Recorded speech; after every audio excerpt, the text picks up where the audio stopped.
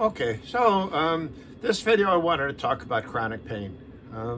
Now, there are different kind of medical conditions that can cause discomfort or pain. And in some cases, if those cannot be changed, the pain will go into a chronic state. Let's just say somebody who has poor circulation in the legs, they might have some chronic leg pains. Or, say somebody who has some sort of nerve disorder, they might have chronic pain because of the nerve disorder.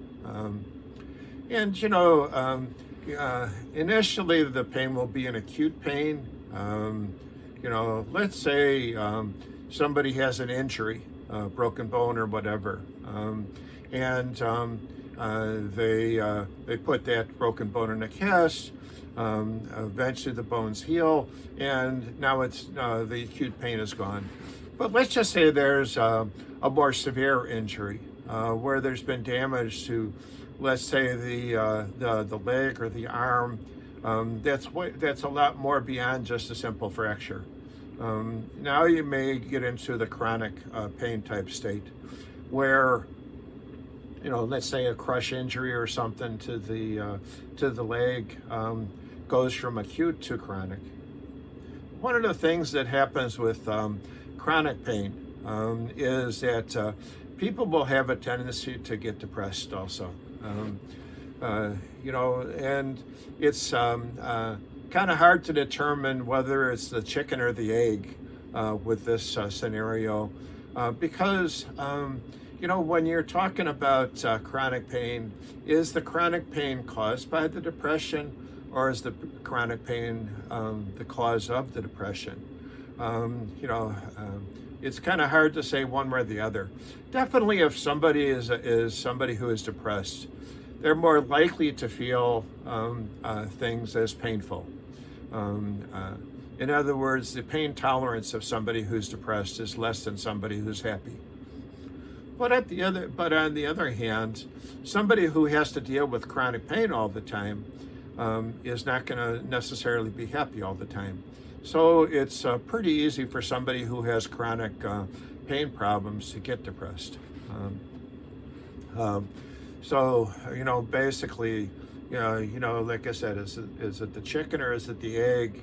Which came first? In practice, it doesn't matter.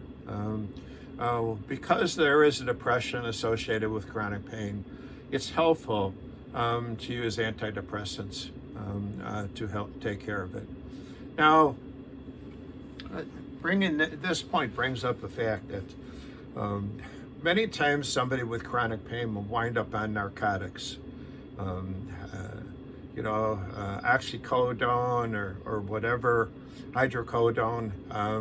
And these medications definitely can treat pain, but because they have, an effect on us mentally, they can sometimes themselves cause depression. Because of the fact that people can become addicted or dependent on these pain meds.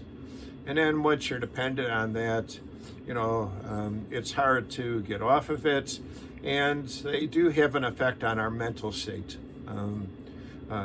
The narcotics are basically depressant medications. Somewhat similar to alcohol, they depress our brain. They're not like, say, caffeine, which is a stimulant. All of the, narcotics are depressants.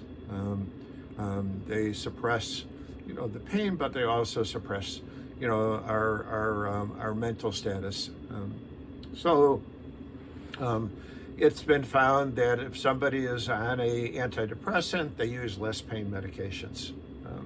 As a matter of fact, there was something years ago that was called the Yale pain formula. And part of the Yale pain formula was the use of an antidepressant along with Motrin, or ibuprofen in the generic, which is ibuprofen is a arthritis type medication, but it also can be used for pain. If somebody has a headache, they can take Motrin or ibuprofen and get rid of their headache. So it can be used for pain problems also. Or Tylenol could be used too.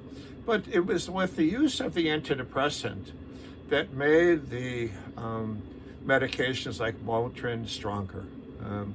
So somebody has, say, chronic pain, you put them on an antidepressant, and then you give them medication like Tylenol or Motrin, and they were able to take care of their pain without the use of narcotics.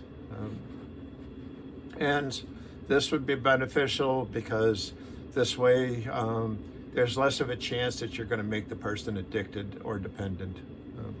This is, the idea that with chronic pain, we're dealing with both pain and depression.